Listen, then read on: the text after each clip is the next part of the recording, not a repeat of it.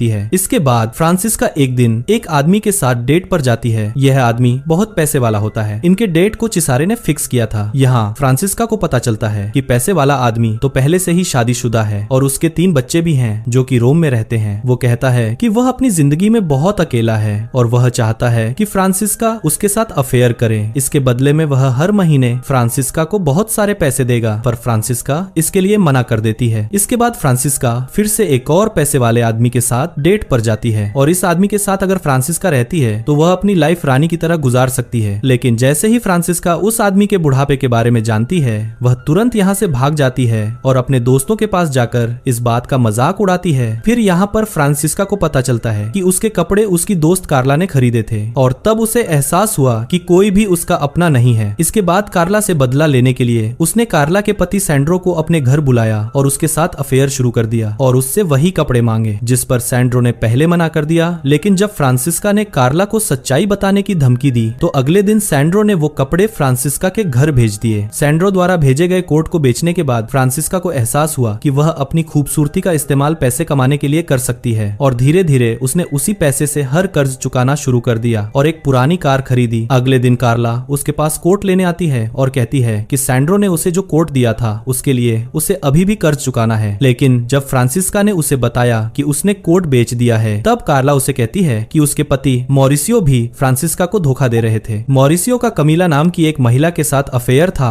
और दुर्घटना की रात वह उसके साथ था। सच्चाई जानकर फ्रांसिस्का परेशान हो गई और अगले दिन वह कमीला से मिलने चली गई। कमीला ने उसे सच्चाई बताई और कहा कि उसने मॉरिसियो को उसके और फ्रांसिस्का के बीच किसी एक को चुनने के लिए कहा था, जिस पर मॉरिसियो फ्रांसिस्का को चुनने वाला था। लेकिन इससे फ्रांसिस्का और भी परेशान हो जाती है। अब वापस आकर उसने फैसला किया कि वह एक लॉटरी प्रतियोगिता आयोजित करेगी। उसने चिसारे को बताया कि उसे पैसों की सख्त जरूरत है और यह लॉटरी गेम उसकी मदद कर सकता है। चिसारे इसके लिए तैयार नहीं था क्योंकि लॉटरी की प्राइस खुद फ्रांसिस्का ही होगी। वह जानती है कि कई पुरुष उसे पाना चाहते हैं, लेकिन हर कोई उसकी खूबसूरती को पाना चाहता है। वास्तव में कोई भी उसे और उसकी बेटी को स्वीकार नहीं करना चाहता। चिसारे को डर